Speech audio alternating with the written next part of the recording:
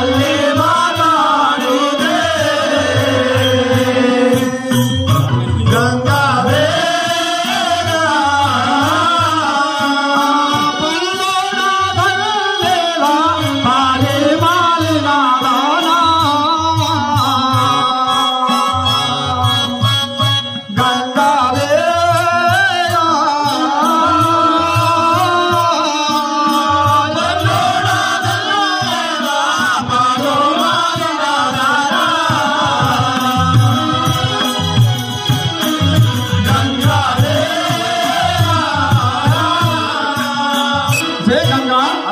ఇప్పుడు అన్నమాట మళ్ళీ మాట్లాడినావు అనుకో నీ పళ్ళు మొత్తం ఉడగొట్టేస్తా చూడు.